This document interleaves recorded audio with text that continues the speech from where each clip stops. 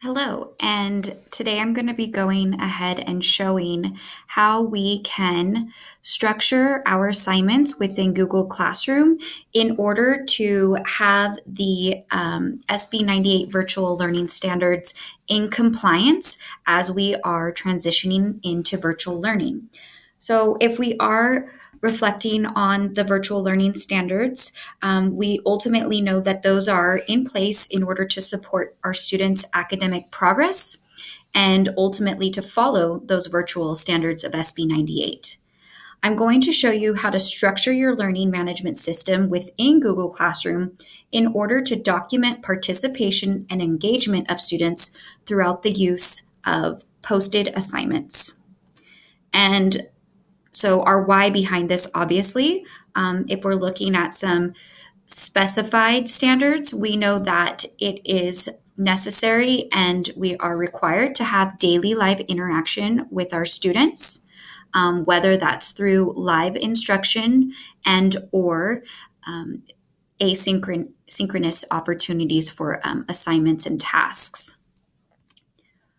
We also know that it is imperative at this point for us to be able to take student attendance, ultimately, so that we know that they are participating, that they are engaging, and that they are continuing their education for this school year. And ultimately, what we'll be doing today is showing you how to assign assignments within Google Classroom that will help support showing attendance based off of those asynchronous type activities that you might not necessarily be doing face to face or in a live manner. And that is ultimately because with these standards, we know that there are no set requirements for live instruction because we need to be mindful and we need to be empathetic to what's going on at the home, when they're being able to access those live instructional moments. So having opportunities for students to work on assignments either independently or collaborating on assignments that are digital, those also need to be tracked so that we can see that there is participation taking place. And then just being mindful of the minimum instruction of what our students need to be engaged in. And so always going back and referencing this in the sense of what your grade level is and what type of activities or assignments your students will be doing for whatever period of time. So I'm going to go ahead and move out of presentation mode. And we'll see that I have a Google Classroom set up for my students. One thing I do want to make mention is that in order for your students to access things consistently and in a streamlined fashion, I definitely suggest creating topics within your Google Classroom so that your students know what areas of focus that they should be going to based on whatever your schedule looks like on possibly a daily or weekly basis. From there, we'll notice that we're going to be assigning assignments within Google Classroom, even if you don't have an attached document to go along with, or even if you don't have an external link that your students are going to be going and visiting. So at the beginning of the school year, we obviously have our iReady diagnostic, which is a vital tool to help us understand where our students are and what type of intervention or supports that they will need throughout the year. So obviously we can't plug in a direct link into our Google Classroom that will take the students to their iReady diagnostic. So that's where we're going to have to go ahead and create an assignment, because these assignments will then be able to be digitally logged by an external system that will allow for us to collect data based on the amount of time some of these assignments should take. So I'm going to place my assignment in. I'm going to label it iReady Reading Diagnostic. And within this, I also want to include instructions because this is where you're going to place the amount of time that it might take for this assignment to be completed. So please, and also giving directions to your students as to where they need to go to access the iReady. So please go to your Clever homepage. Click on iReady. Begin taking the iReady reading assessment. Or actually, we should call it diagnostic, right? Stick. Now, this is where I'm going to go ahead and put within my instructions the amount of time that it should take. This diagnostic should take about 1 hour to complete. We also, some of the questions may be easy, some may be hard, but try and answer with your best response. Another suggestion at this time is if you wanted to maybe put in some video instructions showing how to get to Clever, showing how you're going to click on the iReady, and then if you just want that kind of that in-your-face instruction type of component, you can always go ahead and add in like a YouTube video of your Screencastify that shows them also how to do that. But notice that I have 1 hour in here, and then over here to the side, I'm going to go ahead and make some changes. So I'm going to press ungraded because really our diagnostic isn't going to generate a grade probably within our grade books, unless that is something that you do within your classroom. But I do want to make sure that I'm going to place this into the correct topic, which is our iReady diagnostics topic. And then from there, I'm going to assign.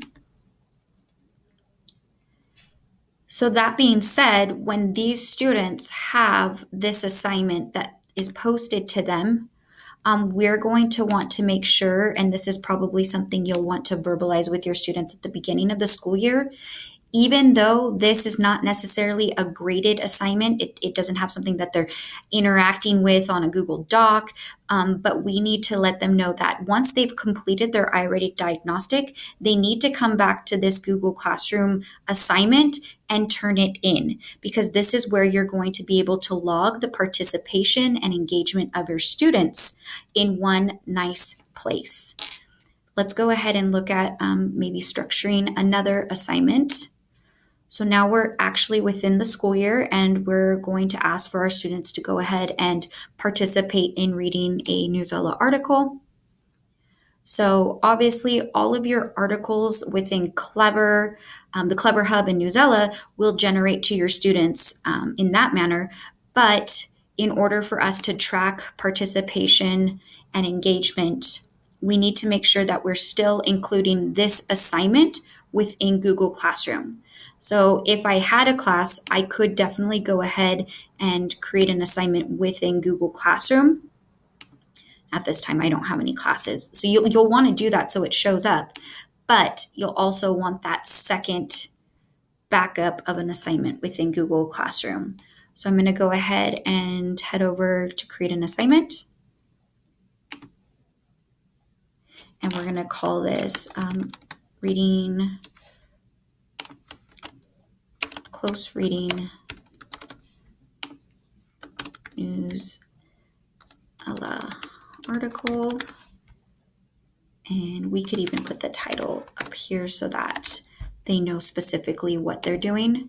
So we'll go ahead and say, please access your Clever account and go to Newsella.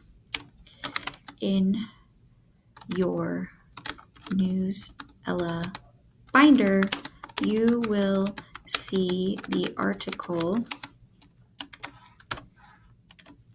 assigned to you. Please read the article, annotate the article, and use notes while reading. When completed reading the article, take the quiz. So now I'm going to go ahead and put in that timestamp of how long this should take. This reading should take you around 30 minutes. If you need support, please reach out to me within the comments of this assignment. So now I know that this is going to be something that takes about 30 minutes. I could potentially add in the link to this actual assignment. I've done that before, and sometimes it'll take them to the outside Newsella, not necessarily their Clever Newsella. So making sure that you really specify that Clever's the hub that they need to access to get to their actual Newsella account for themselves and have everything recorded and counted. Okay, so I'm going to go ahead and I'm going to grade this at 100 points. I'll go ahead and put a due date, possibly for the end of our second week of school. And I then want to also organize this into our ELA reading topic. And then I'm going to go ahead and assign. And now that this is an assignment, it is going to be something that the students can go ahead and access. And then once they're done, need to turn it in, because that's going to go ahead and document and record engagement and participation with students who are asynchronously participating in their work. Last but not least, I'll go ahead and show an outside source. So maybe after that Newsella article, you would like them to participate in an activity where they'll be, just diving in deeper to the reading. And so I'm actually using a seesaw activity here. I already have a class. I've already connected it to an activity. And so I'm going to then grab the link here. Because even though it's in Seesaw, it still has to be tracked within Google Classroom. So I'm going to go ahead and create assignment. So reflection of reading. So please continue your reading response with this seesaw activity. Click the link below to complete the activity. Remember to come back to Google Classroom to turn in this assignment. Okay, so I'm going to go ahead and add the link. So this should take the students to the actual activity. And remember that obviously you'll need to have a Seesaw account created for them, which is pretty simple process. And then those activity links will be more meaningful when you're posting them into your Google Classroom. I was going to go ahead and put the title up here too, so we have that connection of what we were actually reading and what are we actually reflecting on. Let's see if that works. There we go. Okay, and so possibly going ahead and keeping it at 100 points, or if you want to keep it just ungraded, making sure that we go ahead and give them a due date if necessary. That way that we're not getting things, sent to us later on. as time goes on, hopefully we can teach them to be punctual and be aware of their learning and time management skills. And then obviously I'm going to go ahead and place that back into the ELA reading topic. I'm going to assign. And then you know what I just noticed is that actually I forgot to put a timestamp on that reflection. So you can always go back and edit. And within your notes, going ahead and placing that, this assignment should take you about 15 minutes. So yeah, just getting into the habit of doing that. So you have that timestamp with the assignment.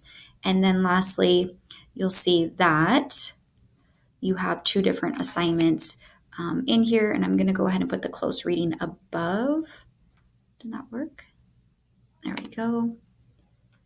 Oh, it actually went to the writing. Let's go ahead and take it back to drag it here. There we go. And now you have 2 different assignments within Google Classroom focusing on reading.